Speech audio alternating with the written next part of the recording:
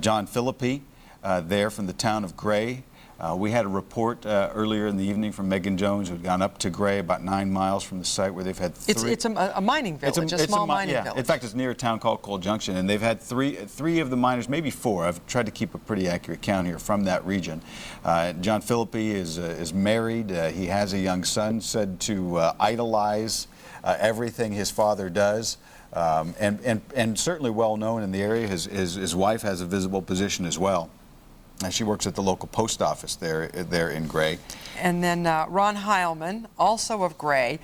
His wife runs a daycare center in the area, and reportedly he likes to tell them, he's an avid sportsman, and he likes to tell the kids there stories about his hunting exploits. Indeed. And he will have many more stories to tell.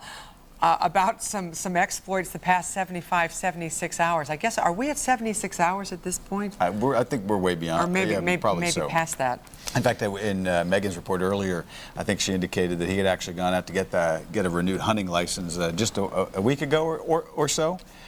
Here's our second page of John names. Unger, mother Mary Unger. She's 87 years old. This is her only son. Mary Unger had been so distraught, and one of the few family members who had really talked throughout the last couple of days, worried so much about her son. And she has got to be absolutely elated. John he works the mine, but he also works cattle on a small farm in Somerset County, and you know they have to be excited. Randy Fogel, the other name we have here of Garrett, is 43. 3 children he has. We just got some wires. I'm sorry, we've just gotten some of the pause quotes. Here at Fogel. Tell me more. You know what? This is fitting because we're talking about these guys, and God, it's great to laugh. Is it great to laugh? Fire away on that one. These are quotes from Associated Press. From the miners. First words. First words. There's 9 men ready to get the hell out of here. We need some chew. Those were among the first words of the trapped miners when the phone was lowered. Here's another one. They're all down. These are words from Ron Svanatic of Somerset, a rescue worker. They're all down there. They're waiting to come up. There's 9 of them. We talked to them on the telephone. All 9 are alive. That's another quote that came from Governor Mark Schweiker. Wow, wow, wow, it's just unbelievable. I have no words. And that comes from mine worker Lou Lepley, who's been staffing the mine entrance for 3 days. But once again, we need some chew. You know what? Chew is something you can drop down a 6-inch pipe, 240 feet. That's right. Well deserved at that point. Can we go back to the names of the graphic? Because I'm trying to figure out. You're hoping maybe it was Tom Ford that said that. We're thinking we don't probably know. Yes. The foreman probably was the person who grabbed the communications device. But we're going to learn a lot about these guys. But Robert Pugh of Boswell is 50 years old. We have one listing of Boswell, one of Farrellton. Not quite absolutely positive about that, as we're trying to nail it down, and don't know as much about him. Mark Poppernack, his wife Sandy, they have 2 sons, Lucas and Daniel, and apparently really committed to doting on them as well. Just incredible elation that has to be going on in those families tonight. And you talk about, what is it? Who is it who said it? Andy Warhol. Everyone has their 15 minutes of fame. Was it? Yeah. Oh, yeah. Right. 15 minutes of fame. We have really known so little about these men because the families have been so cloistered, and it's still open to question how much we will get to know. But it's my bet that a number of them will come out and speak and get far more than 15 minutes of fame, not just in Somerset County, but internationally, perhaps. And this is stuff of such great drama. I mean, it seems sort of trite to talk this way, but we are a society that just revels in celebrity. That You can see the movie right now with a happy ending. They may be reluctant celebrity. I want to play some more tape for you. Our coverage right now is really about first reactions, first impressions, and you've been getting the first draft of our reactions for the last 2 hours. We were able to show you the tape of the first indication there at the scene as they got those 9 fingers in the air. We just heard tape of the first reaction, the confirmation from the governor. And one of those stoic guys all week has been Joe Spafoni, who's just been so diligent in explaining lots of complicated things. And then when he first first came out, and Wendy Bell, and she has such a way of interviewing where she gets her hand She right does, up and on you. she has her arm across his shoulder. And so let's take a look at that. His first reaction. Well, they dropped the communications line down, and I think a real quick assessment of how what the condition was, and how many are you there, and so forth. And what did they say? yeah, they said that from the indication I got from talking to Dr. Kunkel up at the site was that they're all in pretty good shape. So I'll tell you what, we had a miracle. The people in our control room, our directors and our producers, said that after watching Joe, they were in a puddle. Yeah, I bet that. I bet Tears so. were flowing copiously. And he had not slept much, didn't sleep at all the first night, a couple hours, maybe the second night, a couple of hours here and there. And then just now to kind of sense that relief. If you wonder, we're going to say, if you wonder why we're babbling on here and we're stretching, and we probably should bring Wendy and Michelle back in, right now. because we wanted to give them a break to try to. Michelle is there. Trying to get some more information, and they're racing around doing real yeoman's labor trying to confirm, has the capsule gone down. And what we're doing is we're waiting, right, Michelle, for confirmation that it's actually gone down there and someone might have gotten in it, right? Well, no, I haven't confirmed anything about anybody getting in it. You But we're might have waiting seen for something that, on right? the AP wire. We are still waiting for that. We do have confirmation that the capsule was on its way down as of, what was that, 20 minutes ago? Right. In all the jubilation, it's hard for me to keep track of time, but about 20 minutes ago, one of my very reliable sources told me that a capsule was on its way down. Now, a lot of people, in terms of all the officials, have left this site, and they are about a mile down the road, right off the road. You can actually see this whole get-up from the highway here. They are there waiting. Now, hopefully we're going to get some word soon. We're not going anywhere. We're going to stay here and bring it to you. In the meantime, I've talked to a friend of the hero. Remember of the 9 trapped, there was one guy that was trapped that radioed ahead and told the other crew to get out, and that other crew, all 9 of them, made it out. So I talked to a friend tonight of one of the guys in the crew who is now being called a hero, okay? The friend said that this guy who's a hero is very laid back, and he was kind of surprised that he was the one that radioed ahead. He said it was a miracle because the other crew happened to answer just in time, and so he has been very proud to be this guy's friend. He is confident that they're going to get him out, and I said, well, what are you going to say to your friend? What are you going to do when you see him again? And he said, I'm going to give him a big hug. And so I'm sure that hug is going to take place. And Wendy Bell is just joining me again. We are talking about the friends of the miners trapped and all of the jubilation that's going to happen. One guy I talked to said he's going to give his friend a big hug as soon as he gets out. Oh, it's going to be wonderful. I'm sorry I left you, but I went inside to go pressure those sources of ours to see if we had more information on that particular capsule going down, and we don't have confirmation on that yet as to what's going on. All right, well, I tell you what, yeah, the friend that I talked to, I guess we have that tape now, so take a look at my interview with the friend. You know the actual person who called ahead. Describe that a little bit. Yeah, well, he was, I guess he had went back to to dump his load of coal, and he called to say there was water, there was a massive amount of water coming in. He called the other section and told them to get out, run for their lives. And through that, they just made it out. If he wouldn't have been able to get a hold of them, they would all drowned. Does that make you proud to know him? Yes, yes. So I've been praying like hell for him. Yeah. I mean, I just hope they all make it out. When your friend makes it out, what are you going to say to him? I don't know, I'll give him a big hug. Yeah. I'm sure now he cannot wait for that hug to take place. And just to see someone like, is it John Weir? What's it? Yeah, with a black... Just to see him, and I think we have some video from him and some sound just to give you an idea. It touches so many people in so many different ways. There's a huge hulking man, huge guy, just with his head bowed, and just so ready. Yeah, you know, we never interviewed him live before when we No. were here because he's always been kind of in the background. We heard from him day one in the press conference. You pulled him out. Very soft-spoken. He was in the background. But, of course, when we found out the 9 guys were live, we wanted to hear from him because Right. he's the guy with the Black Wolf Coal. So we dragged him over here to the press conference with us just to interview one-on-one. I don't think he ever looked up. I just think he just sort Yeah. of stood there, exhausted, thrilled, touched, and ready for some serious sleep. Yeah, I don't know that he's going to get any. I bet he's No. back there at the site waiting for the capsule to go down all the way. Hopefully a guy's going to get inside of that capsule and be raised up. Now, we're standing here. It's almost 1 o'clock.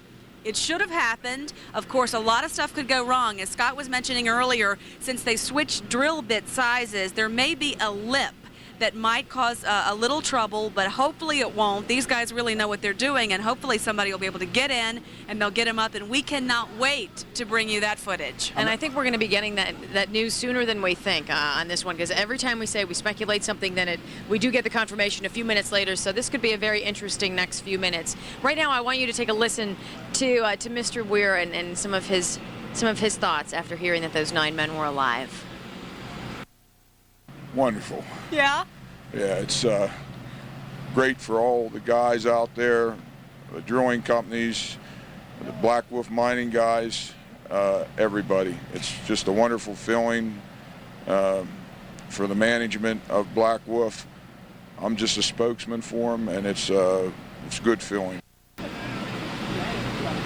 And even from him and then Joe Spafoni, who we've heard so much of the mechanical, the engineering side of the mining. We hear about this plate and that lip and all these things, and to just see him come out here, and as he was walking up to talk to us, just his shoulders over and took out his handkerchief, took off his glasses, and then just wiped his eyes and looked up. Yeah, I noticed in the press conference he was doing the same thing behind the governor. It was really hard to hold back emotion when we got the news because, you know, we've been here Wednesday, 9 o'clock this happened.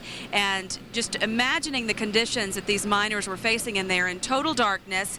Their lanterns only lasted a short while. Whether or not they had gotten wet. We didn't know if they were in water. Presumably they had. As the water broke through, there was no way to know. And a 1,000,000-to-1 shot worked. The 6-inch hole that they dug. Hang on one second. Yes?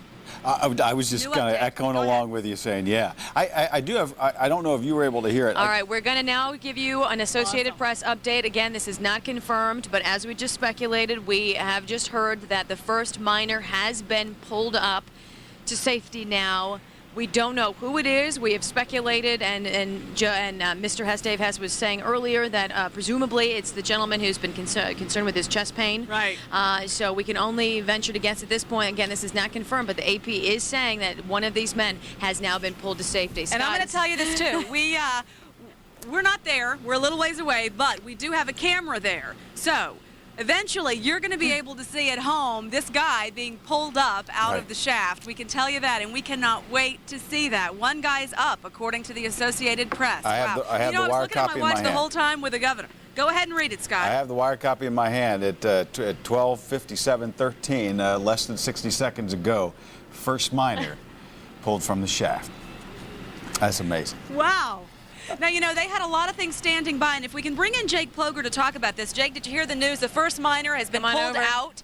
And we were talking to you earlier about all the standby. There was lots of ambulances and medical 18 helicopters ready. 18 medical helicopters, about a dozen ambulances. Now, a lot of it depends on the shape of each one of these men. We've heard about the one man who was having some chest pains. I'm assuming that he was the first to be brought up. You know, he has to go through the decontamination process and then the decompression process, and then they'll evaluate where they go from there, whether he needs to be airlifted to another hospital, whether he has to be ground transported to And I another think what hospital. they were saying at that point is once they determine the condition of these men, they either go to one of two places. Conemaugh Hospital, if it's an emergent situation, they need to go there ASAP, or they go to Somerset. If it's not an emergency situation, they're going to hold them for about 24 hours after they're decompressed to make sure they're okay. They're still going to take them to Somerset Hospital to, you know, check them all out and make sure everything's kosher. We have a long ways to go, but this news, as we said, I mean, I was just in there not 5 minutes ago asking the people, the powers that be, what's the progress on this? And she said, oh, have they dropped a basket? And I said, well, wait a minute. Oh, yeah. Our So that's what y'all have told us. So right. there you go. We're fully confident in our sources tonight. We've been right on the money every time. They said the basket was lowered, and apparently it went very smoothly. We can only assume because it was a quick process.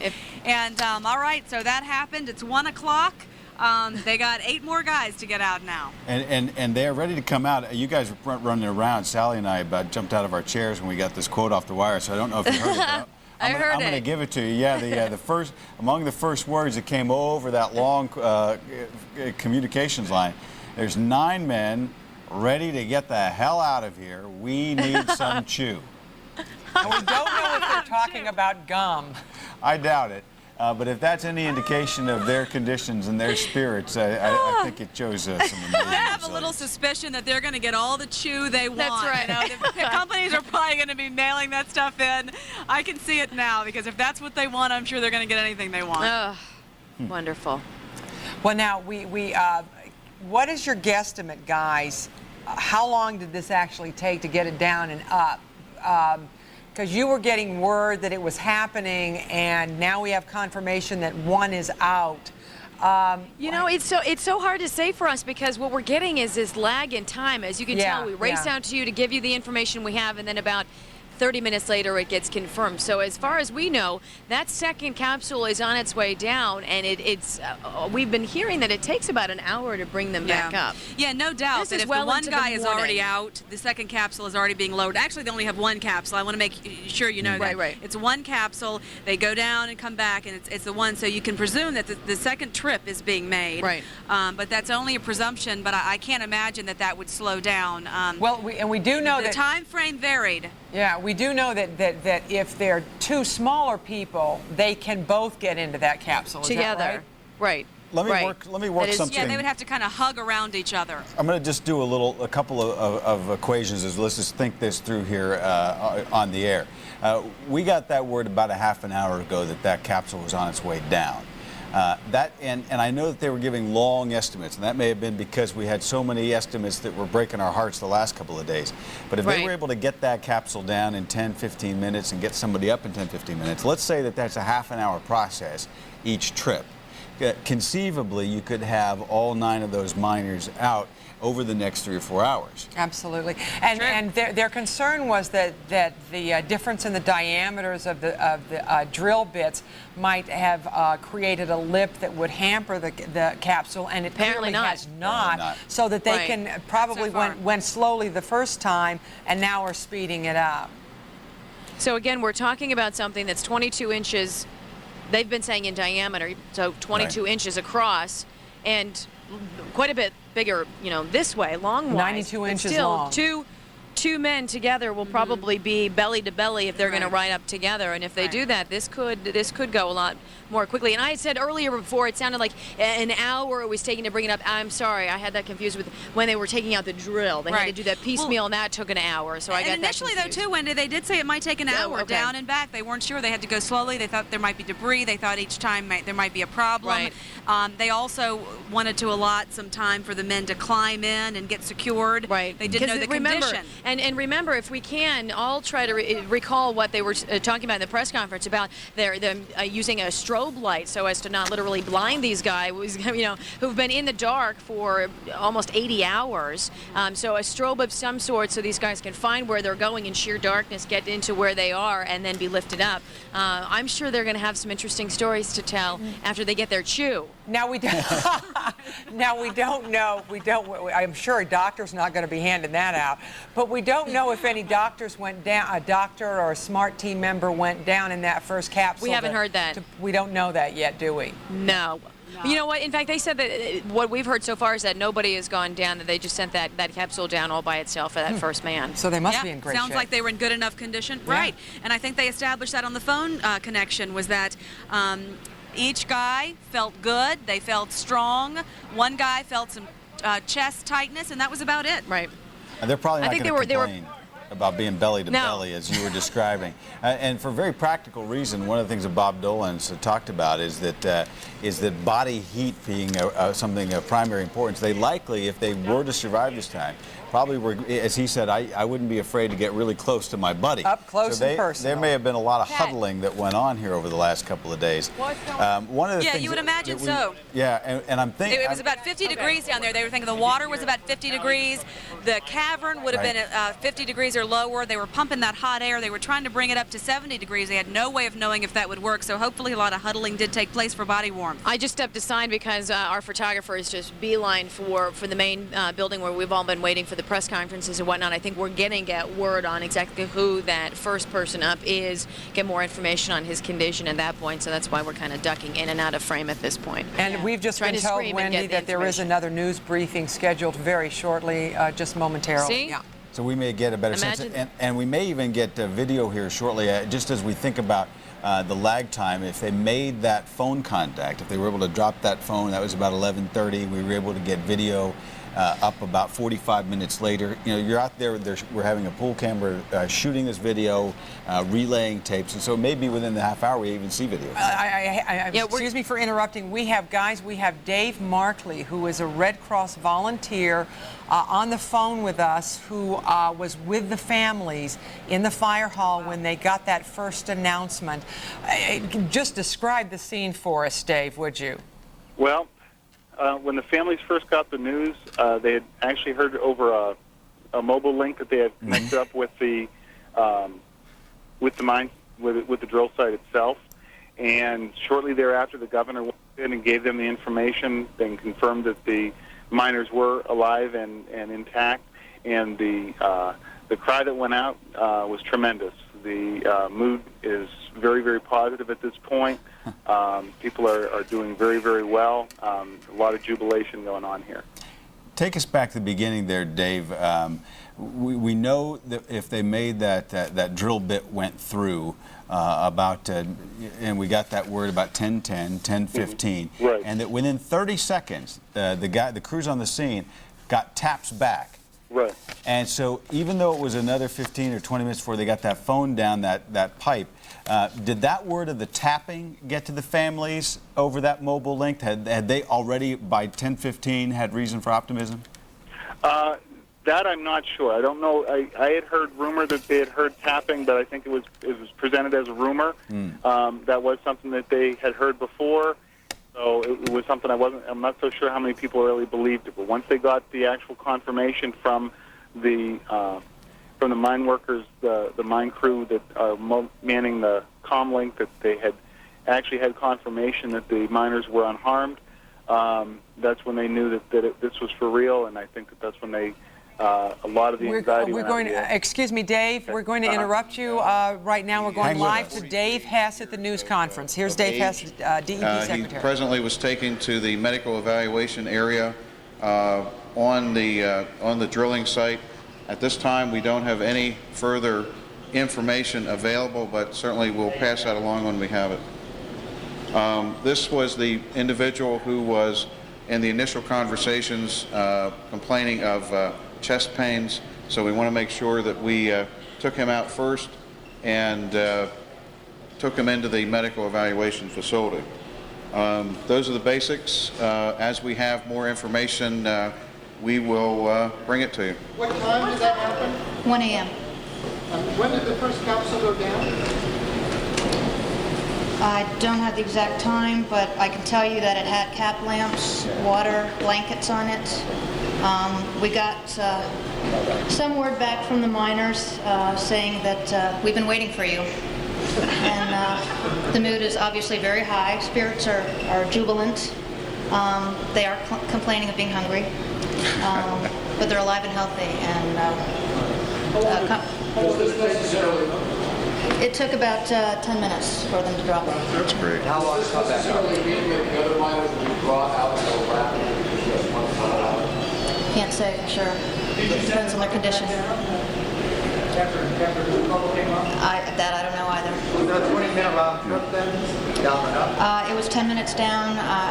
They took great care bringing him back up, so it may have taken a little longer. There's a little more weight on there. Could you describe his physical, what he looks like? Don't know what he looks like, just know that he's 43. Ladies and yeah, gentlemen, Andy Fogel. ladies and gentlemen, he's alive. Any sense of, as he was going down the tunnel, how it went through the shaft? Not heard of any complications, so Go through the speed process, where 5 minutes up, 5 minutes down. it was 10 minutes down, and again, I don't have the exact amount of time coming back up. And he was able to walk on his own to the stretcher from where he was brought out. That I don't know as well. Again, he was complaining of chest pains. He may have had required assistance, but they've taken him for treatment. And One other, we will provide you some basic information. Obviously, we don't have all the details there.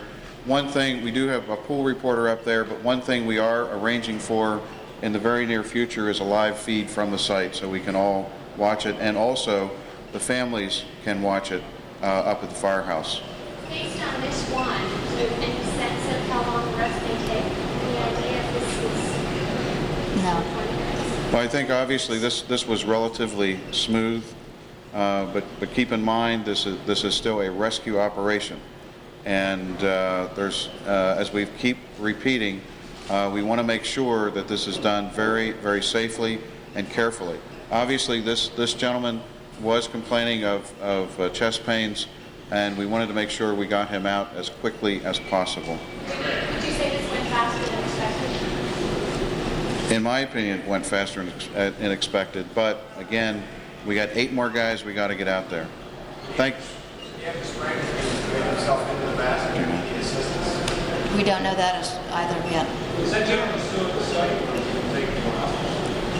He's on site. He's being attended to by medical specialists.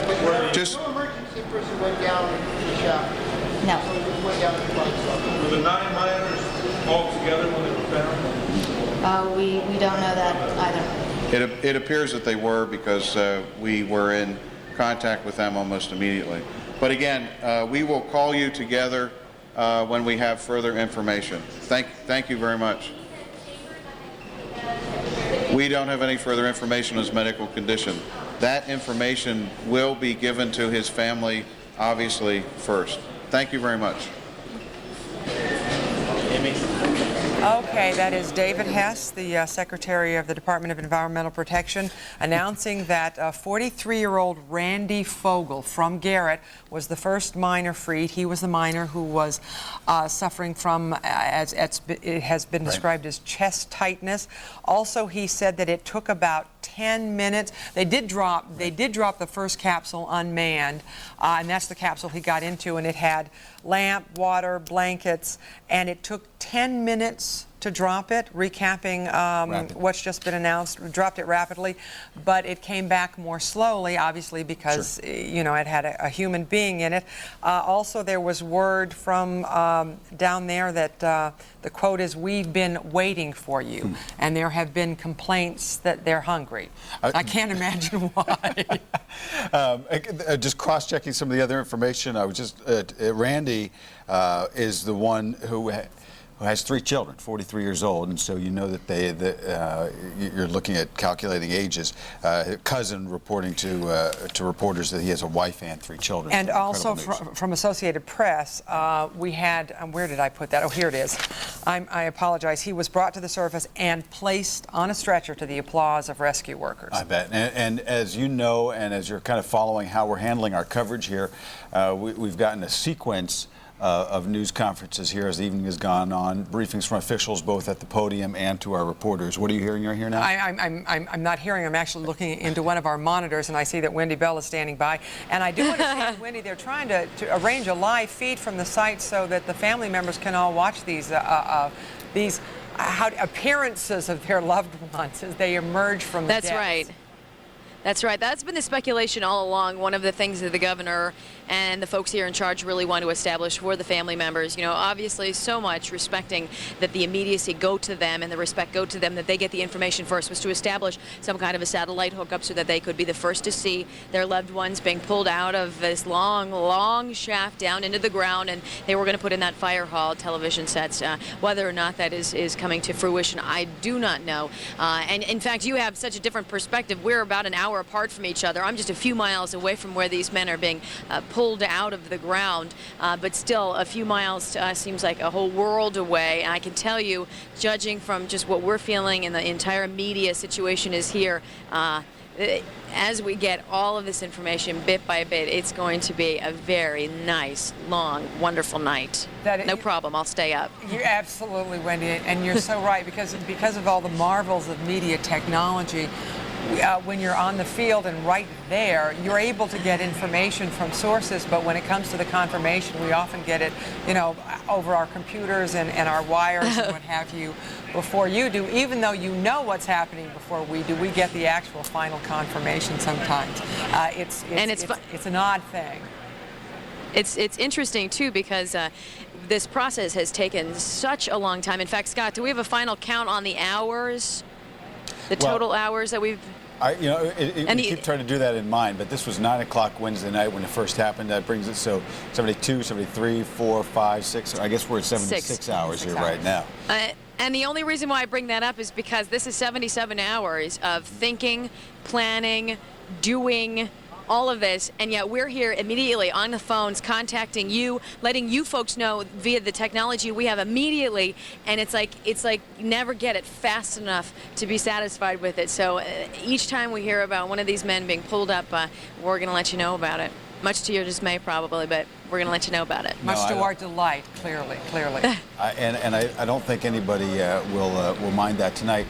And in fact, I was trying to think during the news conference. So much of the time when we do extended breaking news coverage, in fact, I can't think of another time in the 10 years that I've been here at Channel 4 as we've done. When you think back to all the terrible stories where we've had to be on, to the plane crash in '94, all the way up to 9/11, it's always bad news that we're on, when we're on so long. And I can't remember ever a time where we've been on so long and been able for the last 2-3 hours to be giving one step of good news after another. And Michelle said that she couldn't remember a time that she was so elated, and I can't. The only time I remember doing extended, I'm saying this to Wendy too, extended coverage, and I'm sure Wendy's done these too, where you're this happy, is a parade. No. That's exactly right. When they're throwing gum at you at a parade. That's true. I think there's probably going to be a parade in a couple weeks through the town of Somerset. I think so. I think, and more than through the town of Somerset, I would surmise. Now, it was funny. I'm sorry, Scott. We just had the cameras, Michelle and I. She actually went to go get her whopping 3 hours of a nap before this begins again for her tomorrow. But we had the cameras turned on us. A young man from the community came up with his camcorder, and while you were showing some of the video, he pulled us aside and said, "What do you think about all of this?" And Michelle and I looked at each other, and I was like, "Well, that's and we both said it is the most exciting part of our journalistic careers. This night is the #1 best night of our journalistic careers, and when all of those guys are up, I will put an exclamation point on that. And ditto to that, Wendy. Absolutely. Yeah, I would have to agree. And you know that in Somerset County that everyone, those of us who don't live there, feel such relief for them. Knowing that the grief and turmoil that they went through back in September, and you just kind of anticipated, even as we're coming up on the first anniversary of that terrible day, that it was going to be such a hard day in Somerset County if this had not worked out in the way that it has tonight. And so you feel so much elation and relief for the families and really for those communities. And it brings me back to the thoughts that were in that fax that came from the association of the families of the Flight 93 victims, that they had the presence of mind to remember those people in Somerset County that came together for them, and that in their moment of need to say, our thoughts, our prayers are with you. And I just learned that, oh, I'm sorry, go ahead, Wendy. We have a phoner. No, I was just going to let you know that on the turnpike, when you get off the turnpike, it's exit 10. And right there at the exit, which is under construction, there is a big sign that says all 9 are alive. That's fabulous. Just so you fabulous. Well, Wendy, we have a phoner right now from, I think Go her ahead. name is Diane DeLisi from Conemaugh Hospital. DeLisa, excuse me, Diane DeLisa from Conemaugh Hospital. Diane, you are a nurse there, an administrator, or? I am a spokesperson in public relations. Okay, and you have some information about Mr. Fogel. He has been brought there? Not yet. I'm here at the emergency room entrance, and we have not received anyone yet. What's your plan? Just give us kind of a sense of what you've been told to expect and what what kind of staff you have standing by. Anything you can tell us, we'll take it. Well, since we are a trauma center, we're ready for anything. Yeah. We usually have people on call, but because of this nature of this, we have extra people on call, so we have more than enough people to handle whoever comes here. So we're ready for 9 plus. And we don't know the extent of the injuries yet.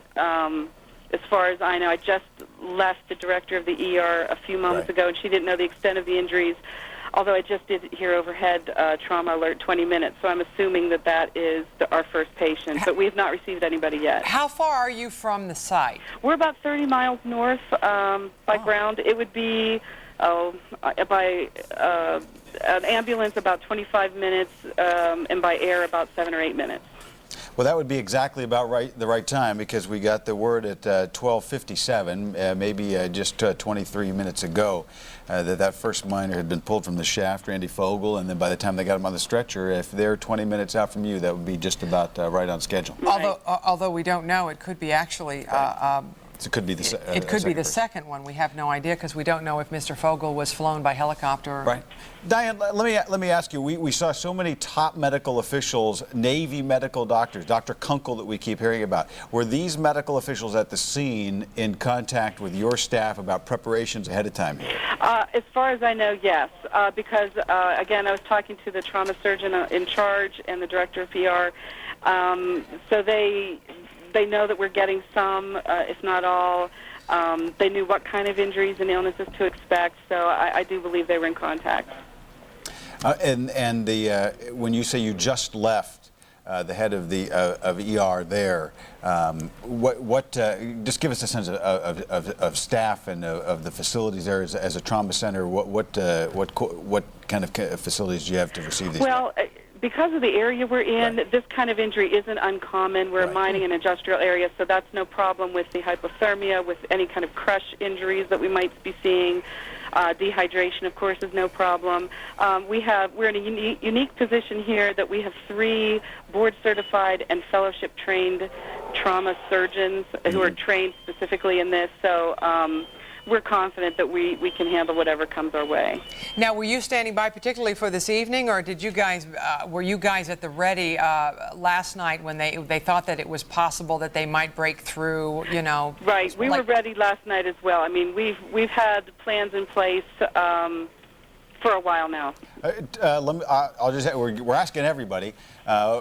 Did the word get around the emergency room when the first word came out that they'd made contact and all 9 were alive? I'm sure it was just like the rest of the country and this area, just pure joy, elation, relief, probably surprise to a lot of people. Unbelievable. Now, you say surprise. You guys are medical professionals there. Was there the feeling that there might be some serious injuries, if not fatalities, in that, now that we're, looking back? Well, now, you guys are looking back because, I mean, you do deal with a lot of the trauma and the accidents that come out of these mines. That's right. And we do have to prepare for anything, and oftentimes that includes the worst. And, if you don't want your mind to go there, but your mind does go there, that it could be severe injuries or even death. Considering the conditions and the things that happened down there, it could have gone any way, and thank God it seems to have gone the way that it did. Well, we're going to let you know, Diane, right now that Mr. Hess, David Hess from DEP, just has confirmed that a second miner is out. Okay, great. 2 down, 7 to go. Oh, great. So you may be getting company over there. Let me ask you about that as we talked about facilities. We have 9 guys coming up. We don't know what kind of care they're going to need. Are you prepared to take all of them, or will some of them have to go elsewhere? We're prepared to take all of them. I mean, in the worst case scenario, as we're planning for this day, if they were all very critical hospital if they all needed surgery. Probably some of them would have to go to Pittsburgh just because there's a limit, to how much we can care for. But the way it appears now, that it'll be no problem handling 9, moderately or whatever they might be injured. Now, have you guys talked about what their conditions possibly would be if there weren't serious injuries, but they'd been down there 72 hours without any food and maybe some really bad water? Right. We're talking hypothermia, malnutrition, dehydration, that type of thing. Yeah, that's what we expected. All right, Diane, DeLisa, thank you so much for joining us. Oh, you're welcome. Good luck tonight. We're going to go right back to Wendy Bell, who's got some information at the site on the second All right, minor. what we want to do... Sally, thank you. We want to go to the podium now. I think we're waiting for word on the second man coming up. I think we've got something right now. Stretcher. They're all being brought out on stretchers, regardless of how they may feel. And it's tending to take approximately 10 minutes down with the capsule and 10 minutes back up. Have they been able to get it themselves? No age. Are they able to get into this themselves, or are other miners helping them get into the capsule? Are you getting any information? Don't have any information on how they're getting in. Okay. But you're helping them out when they get on the surface? Absolutely. As soon as they come out, they're put on a stretcher and taken to the medical tent that's been set up. Have they been able to take steps? Probably just enough to get out of the capsule and on the stretcher. How's Mr. Fogel? No further word on Mr. Fogel. Still under observation. Have you put any of your people down at all, or are these guys just coming up on their own? They're coming up on their own. Do you understand how that might go in terms of sending one of your EMTs down? At this time, there's been no indication that they'll have to send them down, but they're on standby. And you understand a helicopter took off, did that happen to be the first miner, did that happen to Fogel? I'm sorry? We understand a helicopter took off, and did that happen to Fogel? I cannot confirm that. We don't have ages or residences of either of these miners just yet. Do you know his condition? How old is he? The second one? Yes. No word on his condition. I think obviously this is going much faster than we anticipated, which is good news. Logistically, it may be a pain for you guys, but it makes us very, very happy. But I tell you, it's really good news again. So if things run like clockwork, or continue to run like clockwork, and we hope they do, we might have another announcement very shortly. So stay tuned.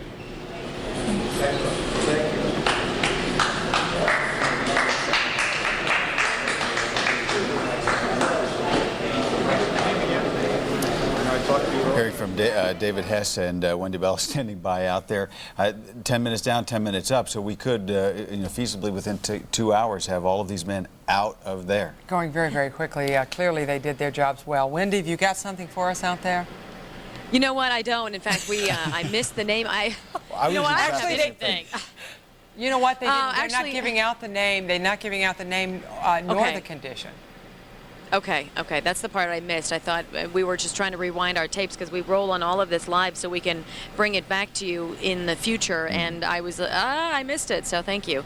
So other than that, no, it's just a matter of sitting and waiting. But it's encouraging news that it's 10 minutes up, 10 minutes down. And Scott, as you said, at this point, heck, 3:30, right? Right, and obviously the other we'll be done. Yeah, the interesting thing is that because they were able to get that water level down and sort of naturally depressurize the men, we were ready for that two-stage process as they came up of decontamination and depressurization, and that we know by talking to Diane, the spokeswoman from Conemaugh Hospital, that they're already expecting somebody 20 minutes out, so the ambulance already underway with the first man that came out. That they were able to move very rapidly from extraction to stretcher to ambulance, probably within 10-15 minutes. But they are still, we assume, and we'll find this out later, they're still having to decontaminate. Thank you, that's the word, yeah. decontaminate. Yeah. Wendy's got something. It's who? Mayhew. It's Mayhew. Ah. Oh, okay. It's the. This is the son-in-law. This is the son-in-law. There is a happy woman who toured that site this morning in Despond. That's her husband, Blaine Mayhew. Yeah, her husband and father also down there, Tom Foy, the team leader, and so this now is what her we husband think. brought out. This is not. We haven't confirmed this, Scott, but this is. Okay. Okay, this is what we're getting. And if I remember correctly, this is a young man. Yeah, Yes, and he's like 20s. Is he 28? Okay. All right. So that's what we're going on right now, and we'll of course get that official word when it comes out. But And I have as I said, we're pulling together lots of information, and we have Mr. Mayhew is perhaps in the town of Glesner or Myersdale are the two towns that I had connected to his name. But one way or another, it's got to be elation. Now, there may be some protocol underground, again, of saying, who needs care the most. And obviously, they had plenty of time in the last couple of days to kind of probably talk about the order of who would go and in what order and why. And you can't imagine what they have talked about in the last couple of days. that's what I was going to say, Sally. What on earth do you think they have spoken about? And you know what? Women would think of that, wouldn't they? I would think about that. No, I would wonder, are you getting on my nerves? No. It might have occurred to a man or two. I think it would too. It would too. We're getting a little punchy here. I think all of us. But yeah, what the heck would they talk about for 72 hours? In the dark. Yeah. Now, Wendy, one of the things we talked about, and we'll obviously learn more. Theoretically, it is possible because of what we heard from Bob Dolans that they may have tag teamed on their helmets because they can last 8 hours each. So it may be that one man left his on, and maybe they didn't even keep them on at times. They keep them on for a couple hours, turn one on. So it may be that in that time down there, they've been able to sustain light on and off. And maybe that may be the thing that allowed them to find a pocket or a corner or a crevice or someplace to get away from that water level. So it could be, as we're all kind of in our own minds imagine what 72 hours, 74, 5 hours would be like down in there, that they weren't entirely in the dark in that time. They may have been able to kind of keep some light going.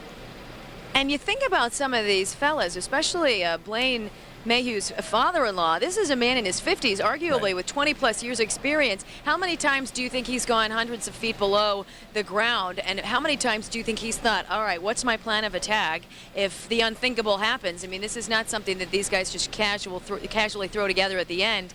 They've probably been working on this for quite a while. So I think we're gonna hear some interesting stories of their plans and how they were quite intricate, I believe. Yeah, stories about a lot of courage, obviously. It is just unfathomable to think of the courage it would take to sit down there for 3 days, knowing that they're doing their utmost to get you out, but wondering how they're going to do it, and knowing that you're surrounded by water, because basically when we see the diagram, the water was above them. They were actually, wait. 30 feet, because they were at an elevation of about 1830 sea level, and that water was at 1859. That's right. Which is why they had to get it down to 1829. So they were essentially kind of feeling 29 feet underwater. It's amazing they were able to get that air pressure pocket down there in place. Just got word, and we'll let you know this as we're giving you everything as it comes in.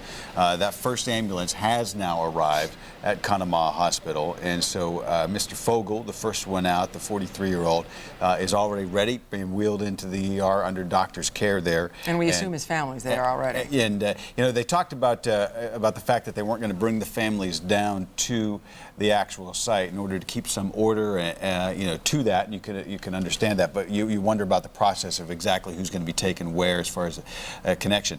Wendy, and I don't know this. We had hoped to talk to the Red Cross worker on the phone about this. And he said that they were able to they had a hookup where they were able to hear even before they heard from the governor. They had heard rumors about the tapping, and then they did get word about the phone call. But that, I think, may have just been an audio hookup. We had learned yesterday they were going to have a video hookup, but that hadn't been established yet. No, and in fact, that first initial conversation that they have where they found out that not only that there were survivors, there were 9 survivors down there, we all, of course, assumed that it was some kind of a cell phone. But as we heard, some of the gentlemen we interviewed right after the announcement that all men were alive, what he told us was that it was that sort of glow stick situation attached to some kind of a sound device. I got to stop you, Wendy. I got to go right. I got to stop you because we have to technologically punch off your camera so that we can punch Okay. over here in a second. Dave has back up at the podium to tell us about perhaps the next man extricated as soon as we have that. And I'm listening for our director, Bob, who's been with us right through this on every step. And as soon as he gives me the okay, we're going to go right to that. It takes us a little second to kind of do. The conniptions we have to go through are nothing like driving down 300 feet and getting these guys out of the air. But it does take a couple of getting some buttons pushed. There we go. Let's go there back. she is. Okay. No, the same situation, came out, put on a stretcher, and taken to triage.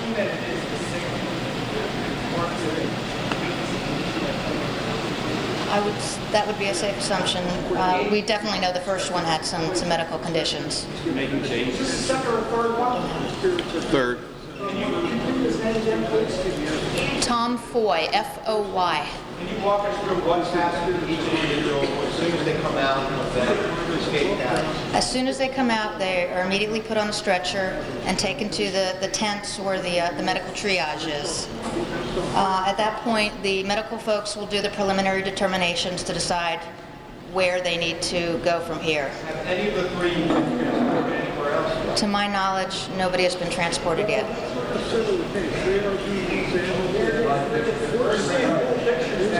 Good. Good. That's it. Thank you very much.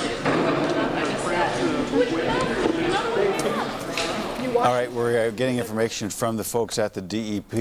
Again, now third person brought out, Tom Foy. He, the team leader, 51, the crew leader in this. The father-in-law of Blaine Mayhew, who was the second man out. Now, we're going to get a couple of minutes here before I get an actual confirmation on the name of the DEP secretary. Let me go right now. We're getting the pool video, the satellite shot. Let's go right now to give you a sense. This would be our first images of the extrication procedure. You heard a shout out at the end of that news conference that we were getting some images out, and this would be it. I know you just want to, you can hardly believe it, and you can't imagine the situation. He crouches down. Yeah, bringing him out. Oh my heavens! Let's just take a look here. I don't know if we have sound.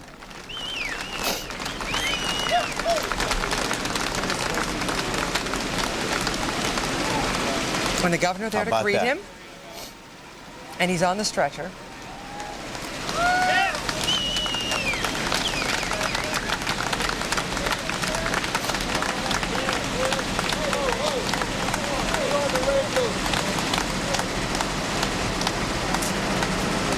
I thought I saw a glimpse of his face, and it was like it was covered in It's not probably fresh scrubbed at this point, I would say. Now, I will tell you, that we're going to have to guess here. We're going to have to think that in sequence that the video taken was likely the first man brought out. Probably that, and that was Randy Fogel. Randy Fogel of Garrett. And we had gotten the word about that about 40 minutes ago. 12:57 was when it crossed. And that actually is about approximately the time on the lag that we had word about that phone call to when we got the video of those guys out there at the scene with putting up the 9 fingers. And you could see, though, that they do have room in there. It didn't seem that tight a fit for the one person, and then they have to crouch down and kind of swing themselves out, and he looked like he was actually in good shape. I don't know if you heard it, but the spokeswoman at the DEP who was speaking, and I did miss her name, we'll probably try to get that here shortly. She was asked the question about transport to the hospital, and just to make sure absolutely in clarity for the audience, she said that she did not have any word on people actually having been transported. We had actually already confirmed by first talking with the spokeswoman at Conemaugh that they were expecting somebody, and the AP confirming that there had been, the ambulance had actually arrived at Conemaugh Hospital. It's about a 30-minute trip from the scene. So they've worked rapidly to get them out and rapidly to get them to the hospital. Would you mind if we played this tape over? No, we're going to. Like That's what I'm sitting here looking. We've got this tape again, guys. And this is unedited stuff as it comes. Oh, I see there, and there it is. They pull that up so you could see his face. It actually is a fairly tight fit when you look at it from that angle. And if we had any doubt about moisture about the conditions in the cave. They're damp. They do look like they have been through the ringer on this one. You wonder, they have the headphones on. You wonder if those were things that went down in the capsule. Some of them do carry headphones because of the noise. I think I was told that in their equipment. Some of them don't. He slipped right out and onto the stretcher. That team in blue, you know, we talk about the various teams at work here. The SMART team, ready to respond. We talk about the team from the Navy that was there, ready for depressurization if needed. Not needed. Go straight out of there onto the stretcher into the ambulance. Looking at his face and his hands, you can see the need for decontamination, and where they're exactly proceeding there to cut their clothes off, decontaminate them, and then place them in the ambulance and take them to the hospital. Have you ever seen more welcome video? No, I think a lot of us are stunned because to see someone after having gone through that ordeal moving and looking like he's okay. Yeah, and we're taking this as you are. I know some of you have been with us over these last 3 days, and many of you have emailed and called, and we've seen prayers and all kinds of things coming in, and we do appreciate that. It's really amazing. As we were, we went on at 6 o'clock, ready for a news conference, planning to just do the regular newscast. We were on till 7. We had so much information to get through as they were making progress, and then we had that news conference that came up at 10 o'clock. So, and we came out to get that update, not really knowing what would happen, and expecting it might be brief. And here now, 3 hours, 40 minutes later, we're still on the air, and each 15 minutes bringing another amazing development in the story. It's interesting in retrospect. You think that it was just over a month ago. Over a month, and it will be the anniversary of the crash of Flight 93. And Somerset County, which was little known across the nation and in the world, made headlines for a year. And now Somerset County, on a far more, and a far happier note, is in the headlines once again, both nationally and internationally again. Here we go again. We have This is another miner coming out. Or it may, I don't know if it's the second one or maybe an earlier part of the pool video. This is actually live video, we're understanding. We've established now the live video, so with 3 out, we might be here now on this live image seeing the fourth man to come out. And they're coming out every 10, now they're reporting they're coming out every 10 to 15 minutes. We're just going to stick with this and take this as it comes. You can imagine in this, the first expectation that it might take an hour to get down and back up, that as we're moving in 10, 15-minute segments, you know the urgency of these men to get them out, but to do it carefully. This is an unlined shaft. You know, they set that drill. We saw that first day as they were digging out. Think about this. They dug out that 20-foot pit around it. They had those bulldozers come in. They dumped load after load of rock and gravel, and then they were able to pour concrete, let it harden. They got the big drill in from a drill that came from Clarksburg, yeah. West Virginia. And as you set that down in there, and as they get that casing set at the top, just lost it there for a second, but back up. I think it's going to be back up. I don't think we're going to have a problem getting that one back I'm watching it on another monitor, and we see someone who looks like a member of the medical team standing there, and there's the basket coming into view. When we talk about the equipment, there are millions of dollars worth of equipment assembled at this site right now. Just the two drills alone were $1 million apiece. See the back of this. And this would be the fourth or fifth miner. I believe this would be the fourth, since because we have confirmation of Fogel, 3. Mayhew, Foy. And we don't have names here on we the don't. fourth. They're not. They're not. These names aren't confirmed. But yeah. Well, we know of Fogel, we know Mayhew, and we know Foy. We don't know here about this gentleman. Again, just drenched in moisture, so we. And some of them, yeah. In a hurry to get out. Yeah, definitely. And his light is still on. Unless that was a Unless that was a new one. His headlamp is still working, and I think your guess that they had alternated, as Bob Dolan's told us they probably would, to keep at least one of the headlights available all through that 72-hour period. And they may have gone through times where they said, let's sit in the dark for a while. And then, and as I was thinking of it, if you have 8 helmets and and 9 rather, and each one can last 8 hours, that you could theoretically have them have lasted that entire time with some light. Here's a wider shot of the site and where they're coming up.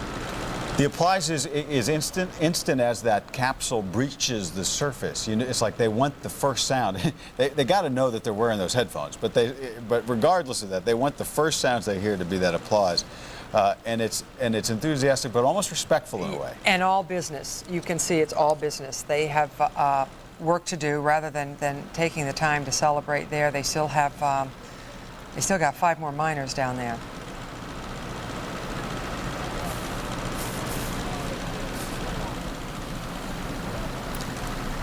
And coming out far more quickly than I think even David Hess imagined.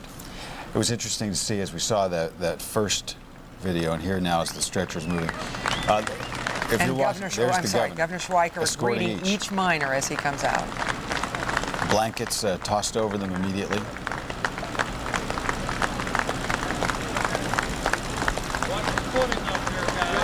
You are looking at live video. This is not tape.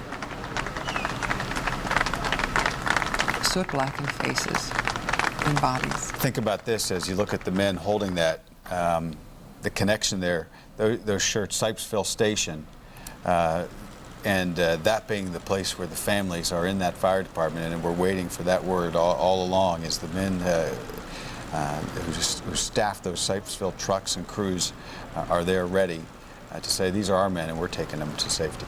I correct myself, misspoke by saying soot. That's coal. That's definitely coal. At 1:45, we got the first word of the first one. David Hess is about to speak. We'll probably learn about who that 4th man is. Let's go to David. Live feed here. The gentleman's name is John Unger, U-N-G-E-R, age 52. We're told he has an injured right shoulder, but he's in excellent spirits, as you can imagine. We don't have any other details. For those of you who missed it, the first miner, Mr. Fogel, was in fact airlifted to Conemaugh Hospital. He's undergoing further evaluation there. We don't have any other information to share at this point. That's a good question. C-O-N-E-M-A-G-H.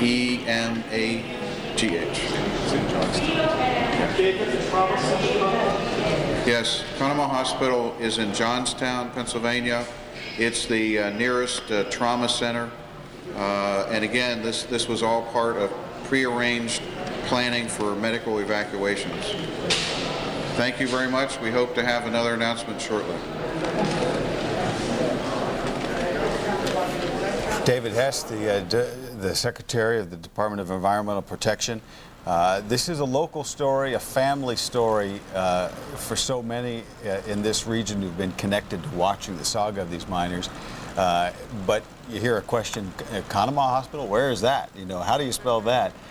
Being aware that as we've seen the wider shots of that room, that we have just dozens and dozens of media crews. In fact, these signals, the live signals, are being carried live worldwide right now on some of the all news channels as they try to understand what's going on. And that was, I think, the first confirmation we had about the helicopters being put into use. We had speculated that perhaps Mr. Fogel had been, when I heard that it was 30 minutes, that he would perhaps be choppered, he'd be medical helicoptered into Conemaugh Hospital, which in fact, reiterating, is in Johnstown, yes, right?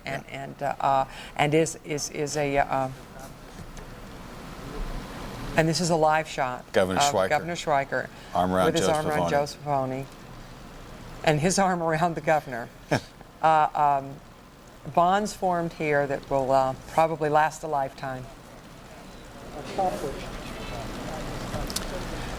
the DEP Secretary, Dave Hess, is joining us live right now. And I think you won't mind, Mr. Secretary, if you don't get a lot of FaceTime as we listen and talk with you and ask questions and maybe try to keep a live lookout at that site on that live feed. 4 men out this fast, this is beyond expectation, isn't it?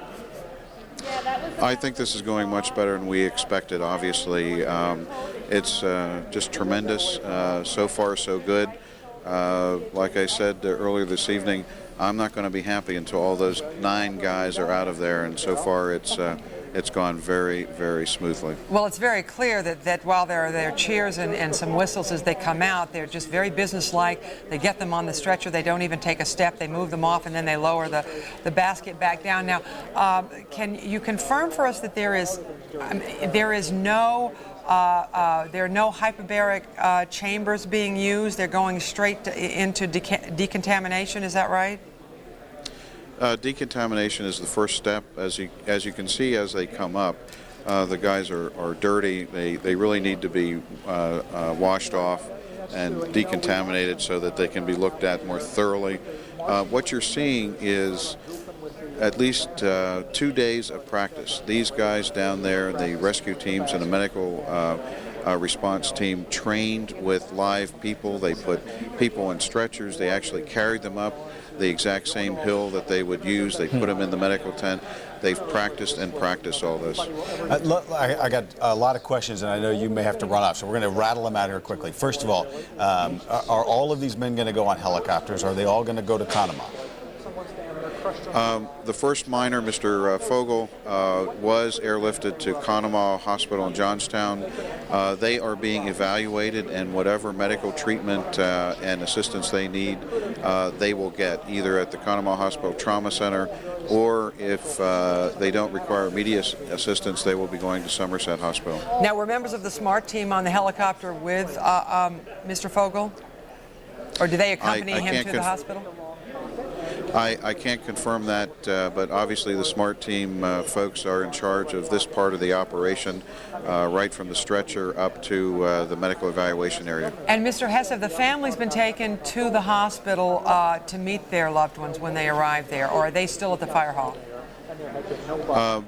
The family members will meet up with their loved ones at the hospitals. We have a direct phone line to the firehouse where all the families had gathered. So we tell them individually where they're going, what's happening. Obviously, Governor Schweiker puts a priority in letting the families get this information first. Are they being I'm sorry, Scott. Are they being escorted there by state police, or are they going on their own? I don't have any other details on escorts or anything else. That's all being handled over the other site. Okay. We'll try to get some more information later, obviously, but I tell you, the best picture I've seen is those miners coming up there and walking a couple steps to that stretcher under their own power. Can you recap some conditions here? We've had 4 men come up. We know that, as you're talking, Mr. Fogel concerned about some chest tension, and you mentioned that John Unger had perhaps an injury to his right shoulder. And by the way, you know, his mother, Mary, had been all week talking to reporters. She was concerned about her only son. I'm sure she's very relieved that the only injury he has is to his right shoulder. What do we know about the conditions of Mr. Foy and his son-in-law, Mr. Mayhew, who came out number 2 and number 3? I don't have any information at this time. Obviously, the families get that information first. Right. So I'm just couldn't help you on that at this time. All right. Well, is there a priority or protocol about who comes out, though, as far as the order in which they come out? Yes. Yes. Generally, the ones that have the most serious injuries or health threats come out first. That's why Mr. Fogel came out first. He was the miner, you may recall, that was complaining about chest pains or tightness. Can I ask you, we heard from John Weir talking about escorting the woman to the scene this morning, the wife of Blaine Mayhew, in a situation where both her husband and her father had been trapped down there. Had you been able to talk to her at any point in these proceedings? No, I haven't, although obviously I and Governor Schweiker briefed the families many, many times in the past 3 days, and although I don't remember talking to her individually. But I did know that there was one family in that situation, which made it all the more poignant that we have a successful rescue. And once again, you'll have to refresh my memory. Blaine Mayhew, he was the second to come up. Did you have any information on what his condition was that warranted him coming up second? No, I don't. I'm sorry. As we get that, we'll be happy to release that. All right, and if you're watching here now, we were playing tape of the first man to come up, not the live feed. So in case you were wondering as you're looking, that was not a fifth miner coming up. Dave Hess, I know, are you planning to give us updates as each of the additional 5 come up? Will that be the process? You'll be back up at the podium as each one comes up? Absolutely. We'll, as soon as the family member knows, and of course they're watching live TV, so they'll know right away. Obviously. Let me ask you about that. You were not able to get that live closed circuit feed from the site to the fire hall. Is that correct? No, they actually have a cable TV hookup in there, and they're watching it on like everyone else. And so when they we had talked briefly on the phone to a Red Cross volunteer who'd been working up there, and maybe you can fill us in a little more. Because that breakthrough of the chamber came shortly after 10 o'clock, and we got that word, and within 30 seconds, the guys on the top heard the tapping down below. They told us that rumors then went through the room that this was that they'd had contact, but they wanted to be cautious, and that they did get, before the governor actually came in to confirm everything, they had gotten word about the audio conversation through that pipe and about the nine fingers. What exactly was the sequence there? Was there a person designated at the fire hall to get the relay from the site with that word? Yes, we had a direct hookup from the command center trailer at the drill site directly to the fire hall. And to a phone there was a line person or a on speakerphone? It was a phone line, and people at each end relayed information to the people there in the fire hall. Well, you have to be a mix of exhaustion and elation at this point. Has the reality of what's transpired in the last 3 hours has sunk in at all? Well, it's starting to sink in as each of those guys comes out of there. But I tell you, I had the easy job because basically all I did was stand up. I mean, those guys that Mr. worked Hess, on that team. I'm interrupting you because it looks like they're pulling somebody else up on our live feed. So you're probably going to be hitting that podium again. We'll let you go right now. Thank you, sir. Thank you very much for joining us, David Hess. Thank you. Another light on, another helmet, and rain slicked.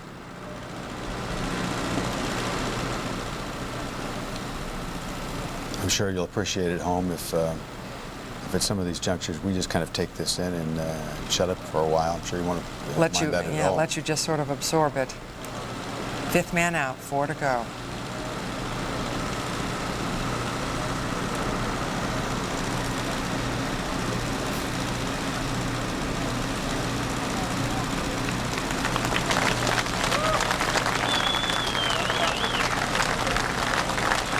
What must they be feeling? I don't think we could even imagine.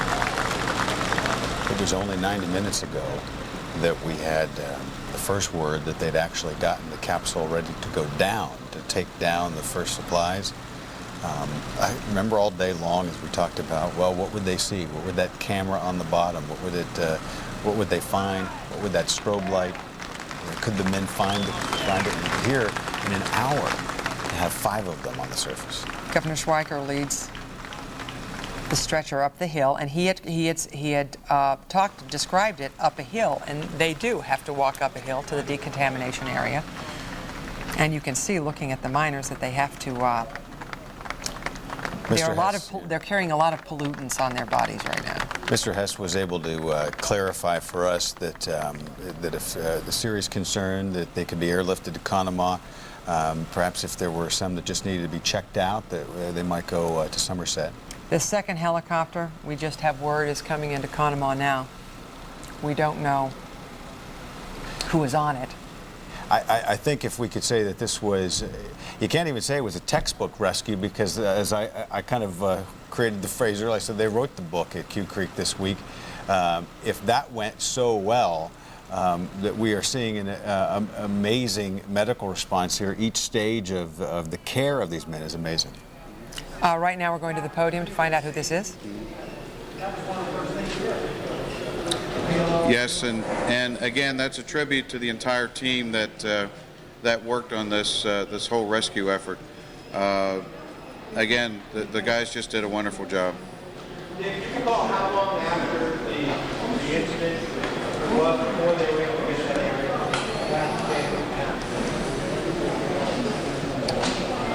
area? Well, I do know that I think it was approximately, let's see, it happened on Wednesday evening, correct? It was 3 a.m. when they put the 6-inch well. As I recall, Wednesday, early morning Wednesday, about 3 a.m., they put that 6-inch hole in, and that's when they started the compressed air. I mean, all right, yeah, I'm sorry. This is a very simple problem in the order of the kind of major mechanical problems we see on that site. And the irony is we're looking at their headlamps. Clearly, the batteries are still working. Our battery just failed there, so but we're back up now. We pull those things out, plug them in, and we're back online. There's a new battery in. Let's go back to the news Know conference. exactly where their loved ones are being taken. The miners will be reunited with their families at the hospital facilities they go to. I do not know where, which hospital. Okay, thank you very much. Hopefully we will have more good news shortly. We do have some reports right now, and I think this is accurate, that John Philippi is the man who's come out number 5. He one of those men from Gray, the one we said who's got the son who just kind of idolizes him.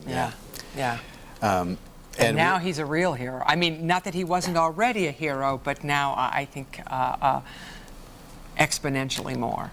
Indeed. So 2 o'clock right now, and so if we have 5 out in an hour, it's really just been an hour that they've been pulling people out here. It could be that we're going to go through maybe even by 2:45 at the rate at which they're dropping that basket and bringing it back up. It could be a remarkable story here, even within the hour. You would have to imagine that they will keep all of these men overnight for observation, no matter what their condition. We did not designate her earlier, and in case we have to go back to the podium and don't have to in the future, if you're wondering, the woman that we see at the podium, we had not heard from her before. I understand it's Amy Lavalier, who works for one of the federal agencies. U.S. Department of Labor. She's from the U.S. Department of Labor in the Mine Safety Office. Right, and you have lots of overlapping organizations, federal and state. We've been showing you a lot of live video. We're going to try to be real careful about designating live and tape. And we're going to just one more time here, because we're going like 10-15 minute cycles. This is the 5th man, the man who just came out, and we're going to bring it out one more time, now, especially now that we know that he is John Philippi, or Philippi, not sure, from Gray. And if you live around there, you go to the post office. You've probably met his wife. She works there, and his neighbor is really pulling. The Hispanics have been really hoping and praying for the Philippi family, and it's just an amazing thing to see. I think everybody watching has a smile on their faces.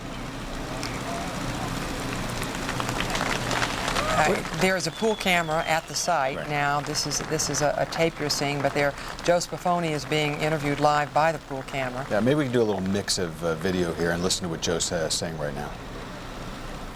Get them good medical treatment, and get them taken care of, and get them to their loved ones. Thank you, sir. Well,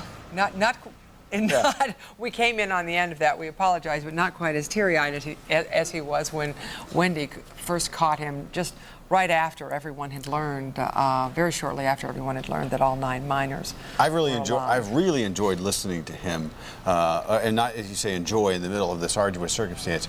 Really, it felt like, and you say a man of few words, he's really right to the point. And think about the education that we've had from these men who were very, we learned a lot of the vocabulary of coal mining, the vocabulary of deep mine rescue. I never thought I'd be talking about drill bits. Right. You still have in Pennsylvania eight. We talk a lot about the impact of coal mining. There's 8,000, coal miners who go into the mines in Pennsylvania still, way down from what it was years ago, but still an amazing workforce and all over southwestern Pennsylvania. Joe Spafoni is stationed right now, located in Fayette County, right. But he is from Springdale, Pennsylvania, which is right down the road on the Allegheny River near Cheswick. So a local guy. And he could hardly. Local guy becomes famous. He could hardly process it as we talked to him. He had a real knack for taking very technical terms and really complicated from a physics standpoint and boiling them down so we could understand them. And here's number 6.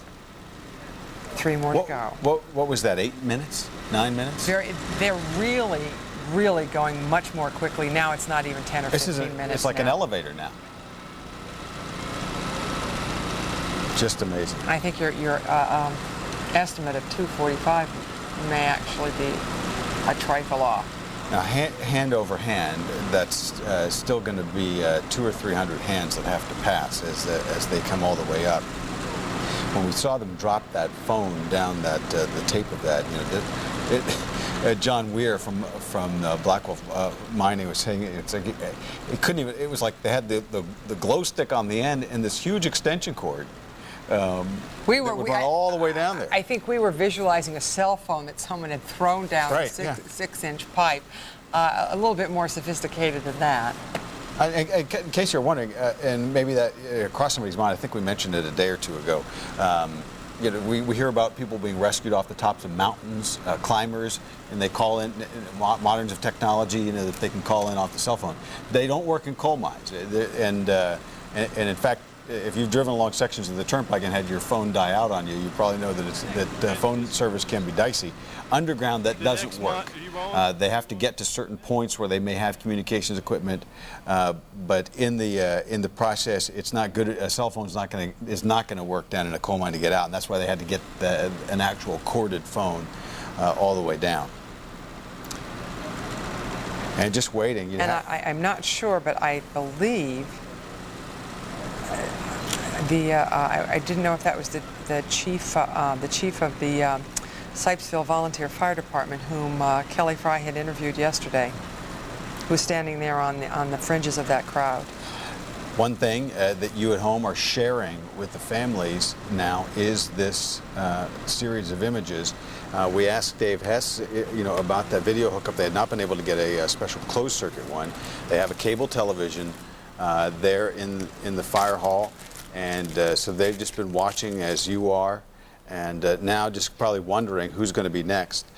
First, we had up Randy Fogel, and just kind of recapping if you're joining us, he was the first out, the 43-year-old, then airlifted to Conemaugh. Second out was perhaps the youngest man in there, Blaine Mayhew, a man in his late 20s, 27, 28. I think by far the youngest man in there. And third to come out was Blaine's father-in-law, Thomas Foy, who was the crew leader, the 51-year-old, and the one we believe who gave that command that saved the first 9 men, where he just got on the phone and said, "Get out, the water's coming." And you know that in Somerset County, a place where we have forged such a story around the words of Todd Beamer, who said, "Let's roll," "Get out" will probably resonate through those hills very loudly in the minds of those first 9 men. That was a long trip, by the way. It took them about 45 minutes that they kind of had to slog their way, kind of racing that 50 Some of them million. were waiting, they were neck deep in the water as they waded out. As they made their way out. So a lot of credit to the the friend that Michelle talked to was saying just how kind of calm a guy Tom Foy is, and they're real proud of him. Give him a big hug when he sees him. John Unger was fourth to come out. It's interesting how we're getting some information about conditions. We know Mr. Fogel had maybe some chest tension. We don't know about conditions to Mr. Mayhew or Mr. Foy. John Unger, all they said was that he had some problems with his right shoulder. He looked still pretty good coming out when they got him down out of the tube. It's amazing just how resilient. It's like you can tell they almost want to walk. Here we go. This number 6. Number 6. And very shortly after, there will be another announcement at the podium from David Hess and Amy Lavalier. The 5th man out on our list, if you missed it only about 10-15 minutes ago, was John Phillippe. And here now the 6th man, 2/3. Some of them have had, you wonder if they sent down, the first men out did not have on these yellow jackets. And so what I'm thinking is that probably in that first drop of the basket they sent them something. They sent down these jackets, and it just took them a while to get them kind of passed around. Obviously, they must have. When you think of the temperature, Michelle had brought this out. Hey, Sally, if you look closer, I think this is the first man whose light isn't quite His light working. isn't quite on. Yeah. There's just a little dim bulb there. But as Michelle had pointed out, these guys were down there for 3 days in temperatures, temperatures around 50 degrees. The water temperature was certainly that, and the air temperature was anywhere from 50 to 55, approximately. There's absolutely not a misstep, not a moment wasted.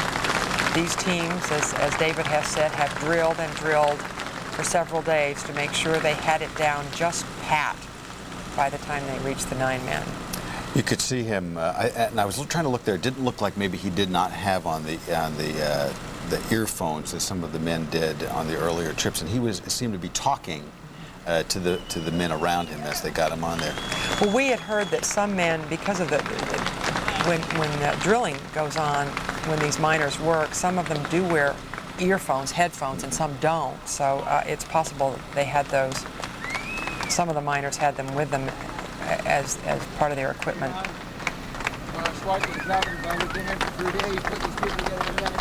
The Governor Schweiker kind of talking to the men as they walk up. It's about as close as he's gotten, I think, to some of the men as the other men and women on the emergency team worked their way up the hill. Dave Hess, if you missed it about 20 minutes ago. Here comes. In fact, let's listen to Dave Hess, who's up at the podium right now.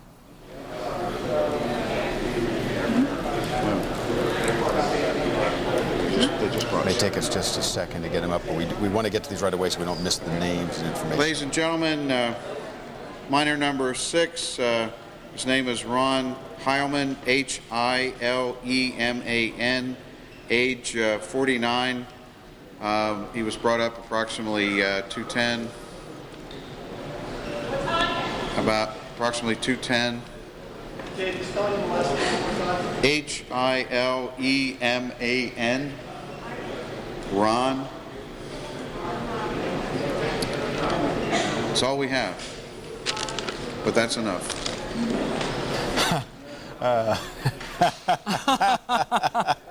What is it he said in the first, when they brought the first one out, they were asking his condition, and he said, he's alive. He's alive. That's all we have, but that's enough. And Ron, and in the town of Gray, that is enough tonight. Ron Heilman, one of those men from that town, about maybe 8 or 9 miles to north of Cute Creek. He's the one we were talking about just last week, kind of got that hunting license renewed. His wife runs a daycare center, loves to talk to the kids and tells them stories about his hunting exploits. Yeah. Now his survival exploits, I'm sure, will be a topic of conversation, and the kids will, you can see them sitting around him.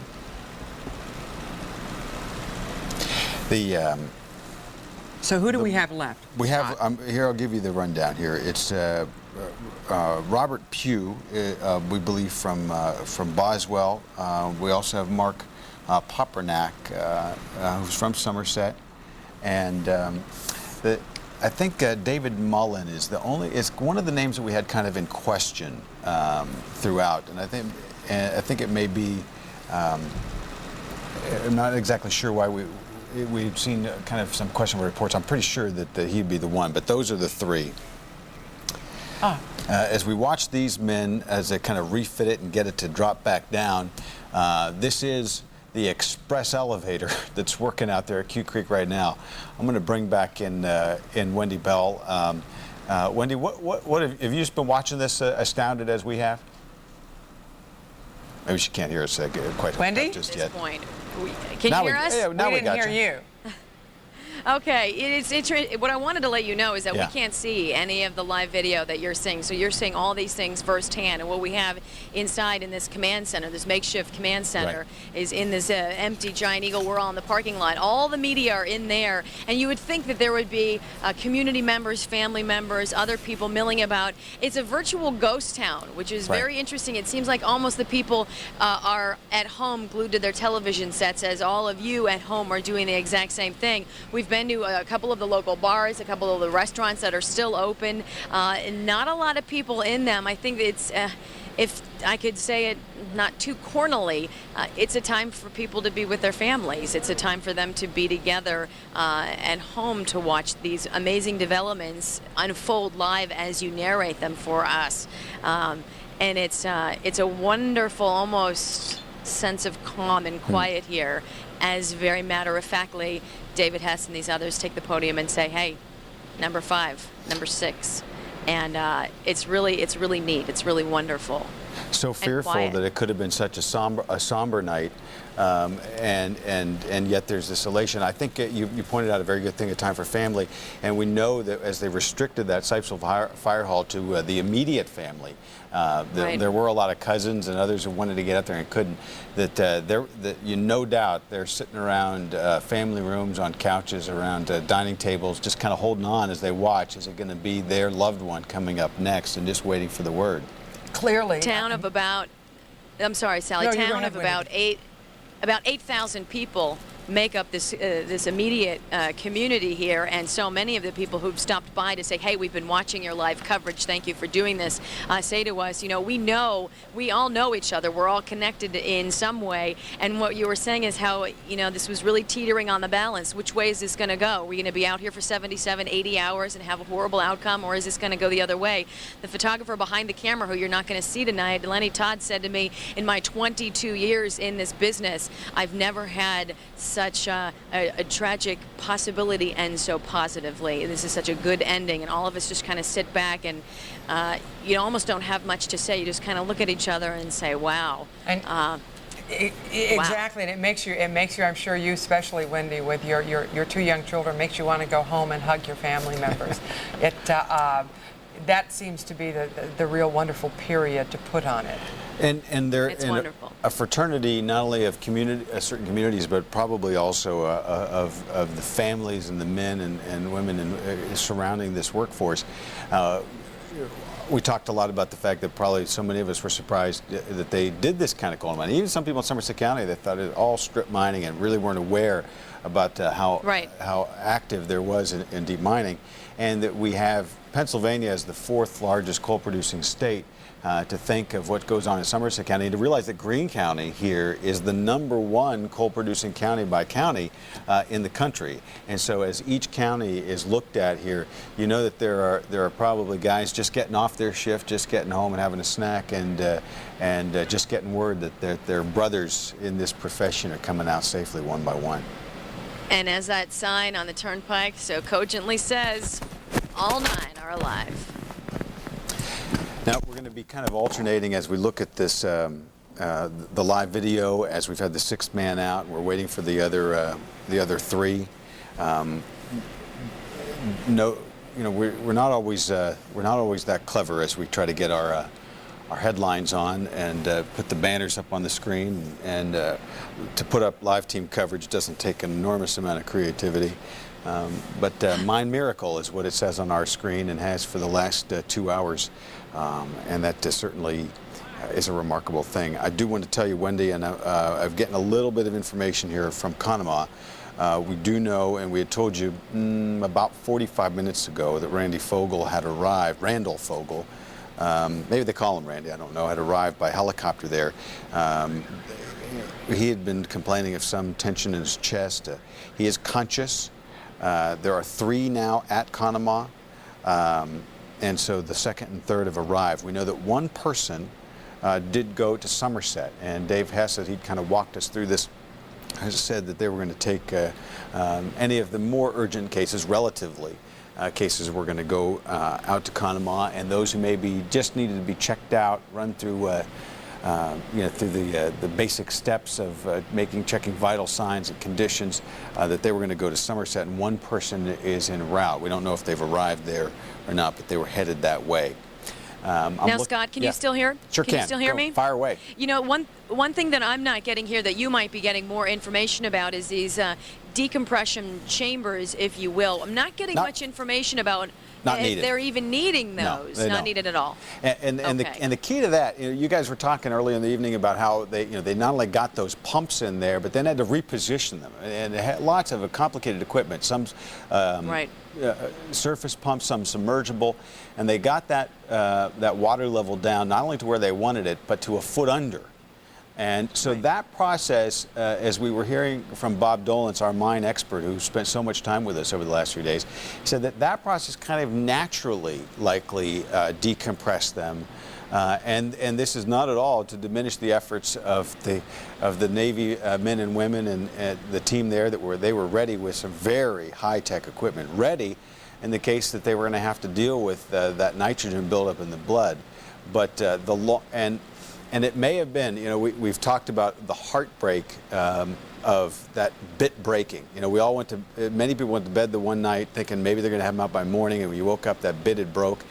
And then as each hurdle came up, that Bob Dolence, our mine expert, said, you know what, there may be a silver lining in this, that it could have been that if they had not gotten that water level down, that it would have been very hard to. It sounded like just like a science experiment. We're going to get the drill down there. We're going to put the cap on, create the airlock. Very complicated thing. A lot of risk could have flooded that chamber, and so by those bolts, the bits breaking, the shafts breaking, all of those things may have been the thing that actually allowed them to get that water down and make this a safe recovery.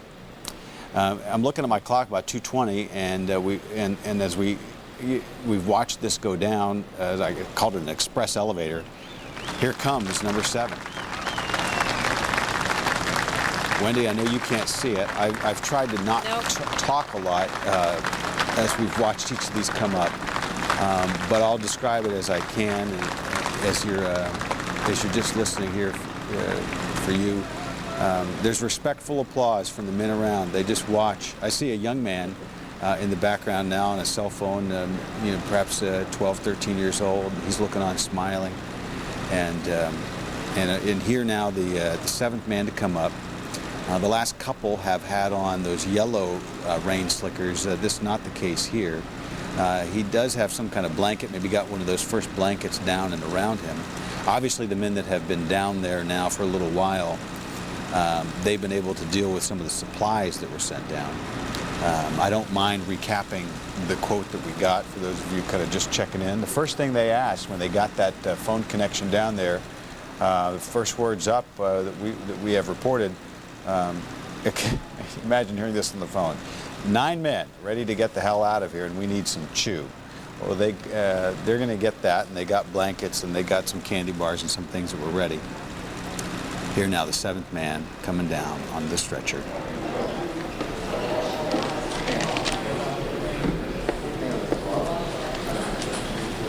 This is like clockwork, right back over to Dave Hess and Amy Lavalier at the podium. J. Hall, Hall.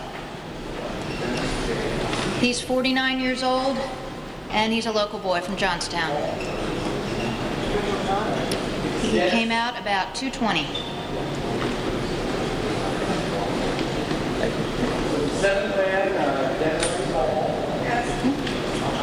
It's good.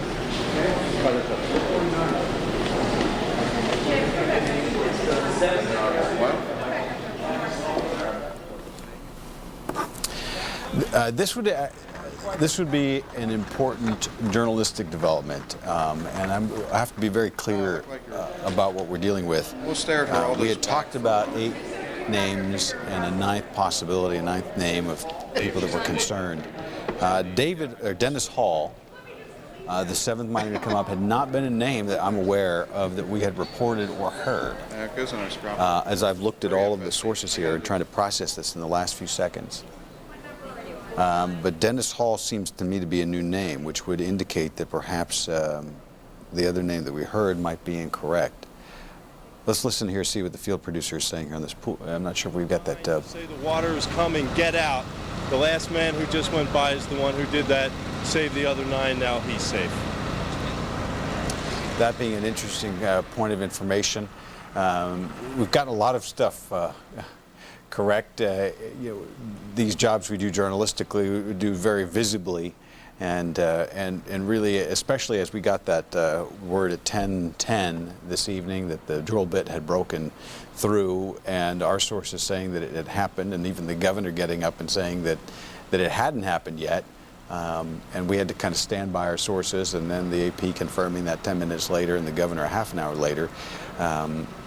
It may be that in the list of names that perhaps a family member confused one of the 9 who got out in the first wave with somebody underground, and as we've been trying to kind of confirm, through family members and relatives and friends, we'll learn about Dennis Hall. I'm kind of really actually surprised because we've been able, as each man came out, the first 6, I was able to kind of pull together what we knew about them. Hello. And really, we didn't know much there. Wendy, are you with me? Was that a surprise? Yeah. Did you? I'm sorry. Excuse me. I just didn't know if you had heard that last bit at the site where these men are being pulled from. Right. Did you hear that gentleman say that Hall, Dennis or Jay as they're calling him, that he was the one, in fact, who radioed ahead to the 9 men who made it out before the water rushed in? He was the one who warned the first 9 to get out of the mine. That is what we just heard from the scene. So the man that they just pulled out, and from my reports, I'm saying his name is Dennis J. Hall. Right. They referred to him as Jay, but he was the one who was responsible for saving those other 9 men. And that would be exciting information and a correction to something that we had said earlier about believing that maybe it was Tom Foy, the team leader, who'd given that radio call. But if Dennis Hall is the one, give him the credit for the get-out call, absolutely, and we'll make that correction loudly and emphatically, and certainly be willing to take the blame if we aired an attribution in that regard.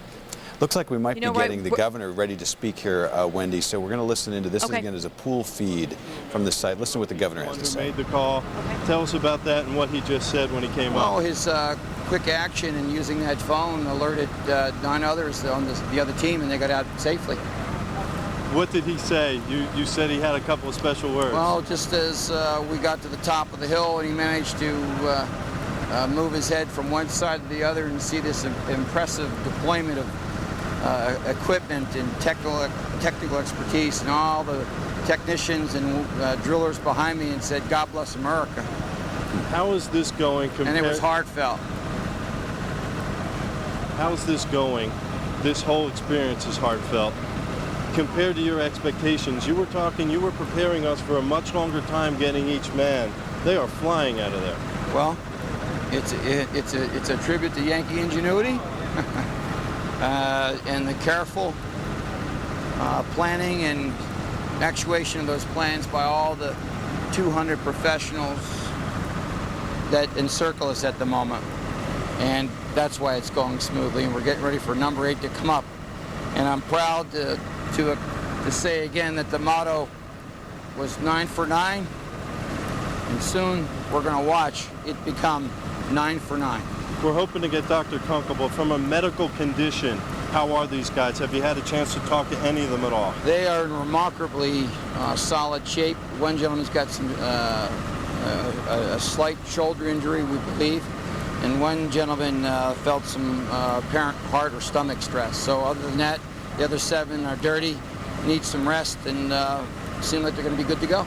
So it would seem likely within a half hour we would have the last one up, perhaps, the way it's going? Yes. What are you planning to do at the end here? How do we end this thrilling moment tonight?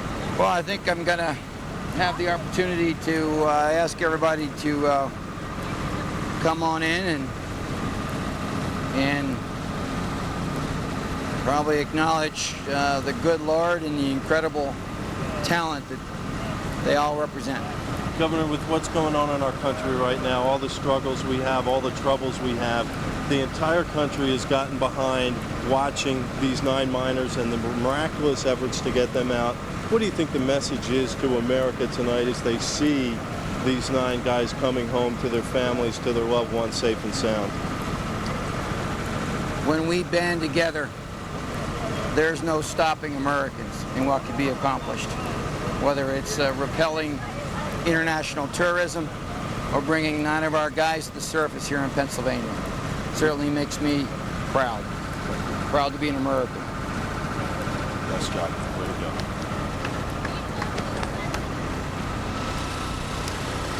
There's 2 more to go here at 2:28.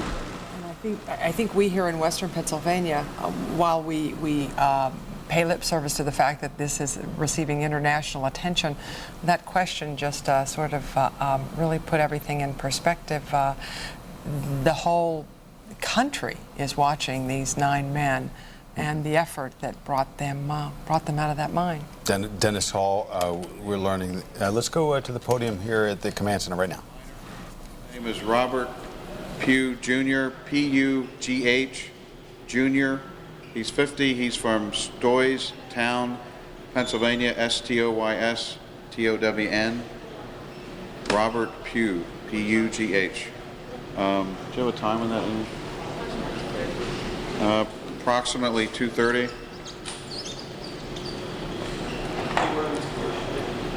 We're trying to get more medical information on on the other miners. We don't have anything else yet. Thank you. David, hang on a second. You're saying this is the 8th?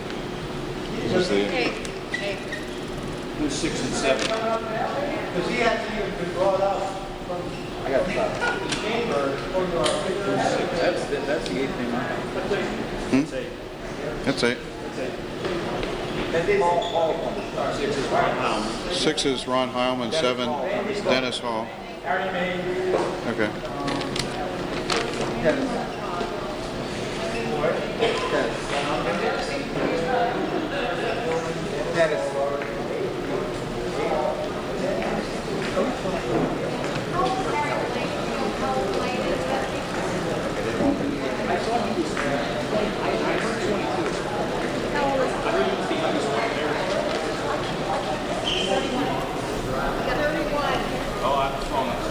Okay, you're not in a time warp there.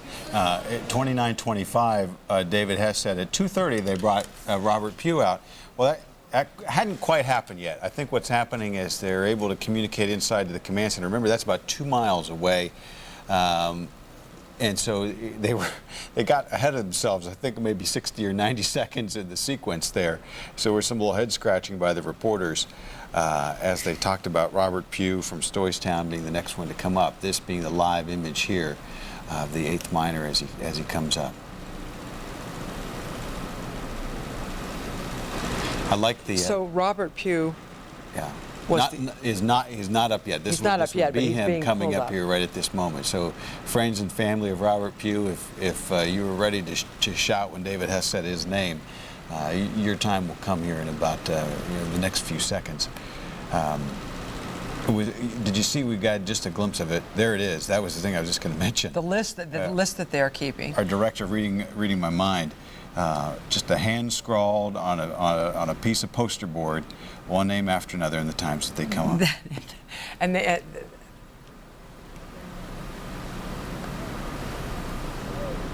I said, as I said just a moment ago, after Robert Pugh, then there was one. And that's going to have to be. And Sally, as you went out to get some more information, there was an interesting development. I think an important one.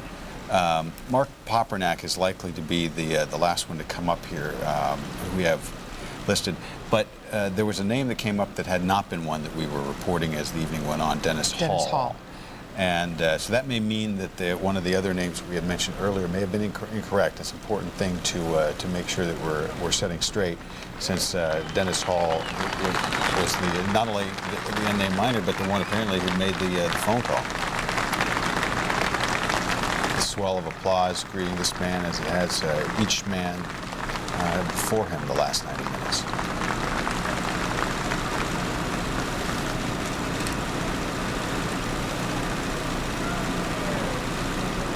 And you really can see how soaking wet they are. And can you imagine anybody ever so glad to turn off their headlamp, and that lamp burning strongly still? But you now have a sense of how miserable the conditions had to have been for 3 days. Making their survival all the more amazing. Remarkable. Maybe we'll know more. Maybe that heated air made all the difference. Mm-hmm. And remember all the frustration that we felt. I'll hold that thought as we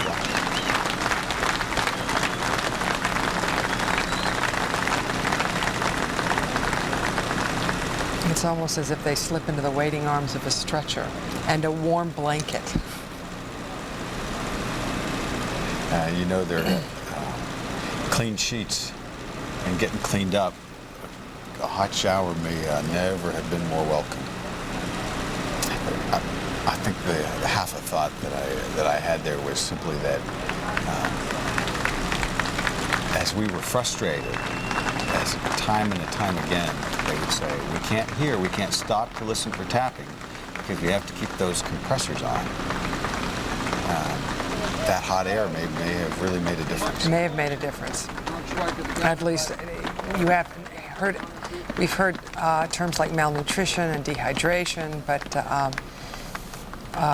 I'm sure that there are some minor effects of hypothermia, but clearly not major. No, they seemed all of them seem to be moving arms, legs, looking around, talking.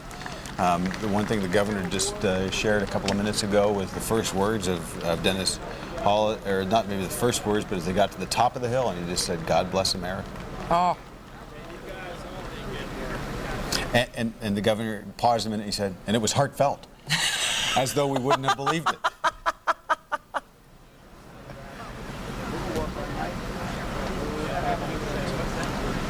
And it's already down. They're already dropped that thing. And this is number 9. Can you just? I mean, we were watching. And actually, you had said, as I interrupt you, Scott, you had said 2:45. Your guesstimate was not too far off because it'll probably be 5 minutes short of that. Interrupt me anytime, Sally. It's most of what I have to say. And I think that there's, I think some of us at this juncture are incredulous.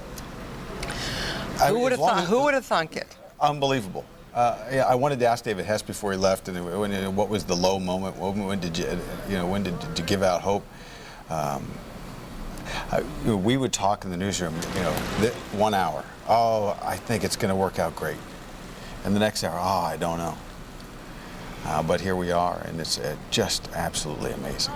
And that is the Dave Loreski. Dave Loreski from the MSHA, which we now know stands for Mine Safety and Health Administration. And the governor excited, charging him up there as we go in for the last man, the 9th man. Excited. Yeah, Dave Loreski is in his position, head of MSHA as an Assistant Secretary of Labor. And this is really a tribute to American labor in a sense, both the courage of the men down there and to the organization and effective work. Oh man, the governor just now he's revving everybody up, pumping that fist in the air. This is a man who has been very quiet as governor as he took over for Tom Ridge, who's now the head of Homeland Security, and who would have thought that he's been thrust into the national spotlight in Somerset County. I think, and he had been a very diligent lieutenant governor, and very effective in his way, but perhaps didn't really carve out an image in the consciousn's of Pennsylvania citizens. And decided not to run. Decided not to run. And there's been some questioning here in the last 3 days as he's taken on a statesman-like posture in all of this about why didn't he decide to run, but wanting to go back to Bucks County and to be with his children. But we certainly saw in the emotion that he showed in September in Somerset at the crash scene, and here, ecstatic beyond words as we're waiting for the 9th miner, that he has really found his moment in this.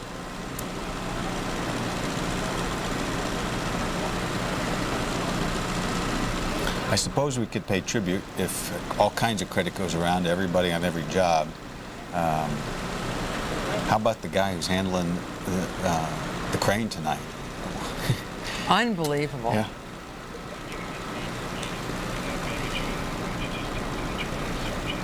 Ah, all right.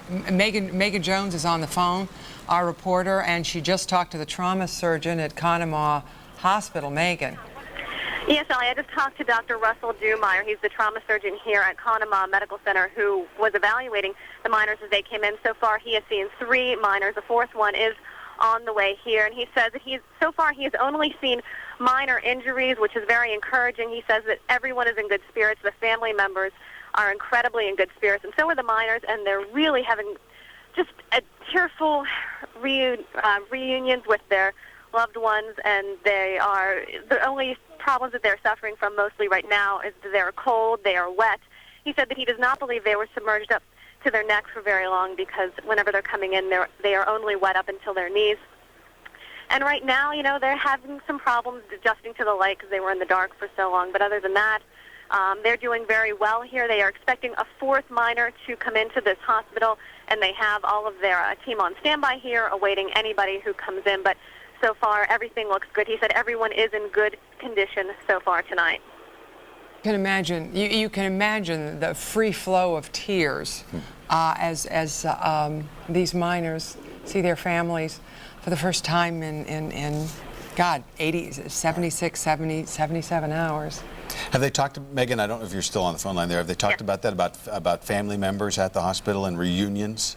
Oh, they were saying that, you know, the family members are just so happy, and there's also a sense of disbelief. They almost can't believe they're seeing their family members, especially after 3 days in a coal mine and, you know, just holding out so much hope. They're obviously exhausted. In fact, we saw some people that we believe are family members coming up to the hospital, and you just couldn't keep them back. They were just running to the door, just can't wait to see these miners, that their loved ones that they haven't been able to see for a few days now. And like I said, some of the people describe it as a sense of disbelief. How could they survive this long? Astounding. And you see the last trip down of the team here moving into place as we get ready for the 9th man to come out. Megan mentioned 4, I think, at Conemaugh now. We had gotten a briefing earlier about one that went to Somerset. Some of the early ones, we had shots of the helicopters leaving. If you've just joined us on this, some of the more urgent cases early, and none of these may be perhaps life-threatening, but they did take them by helicopter just to make sure to get that fast trip, because the ground trip from this scene to Conemaugh would have been about a half an hour. And they had the helicopters there and were ready to scramble them in case of serious injury. So I'm sure they decided to use a number of them. You see there, Joe Spafoni. This is it. We have gotten over this last 3 days, as is the case with so many of these stories that are ongoing, and you get to know the spokespeople, who they are, you know, how they react under pressure, and I'm sure a lot of people out there at the site and watching have become quite fond of them. And if you want to say how they respond to pressure, they all did remarkable jobs. If the test of how well you do your job is how well you do it when things are tough, then they all get A marks. And the glaring light of the media is beating down on you.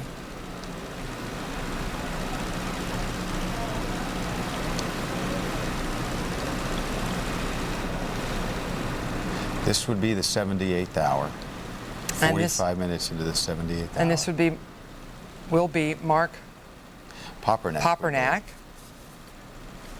We'll recount them here as we maybe get a final update from the folks at DEP. These guys look on, but Randy Fogel first, Blaine Mayhew second, Tom Foy third, John Unger came out fourth, John Philippi fifth, Ron Heilman came out sixth, Dennis Hall, a name we weren't sure about, coming out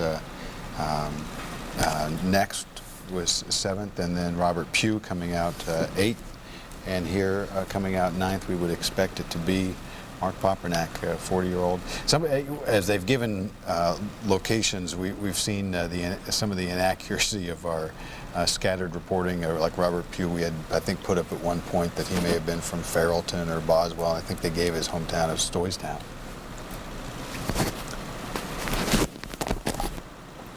And so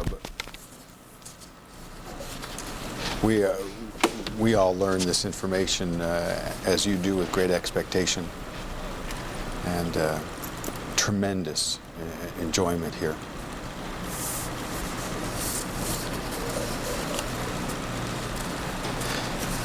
Many of these men having worked double shifts, many of the men foregoing sleep, and all waiting for this moment.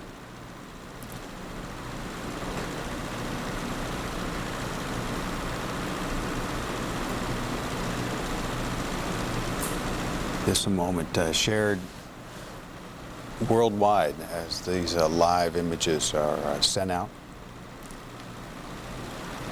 The amazing end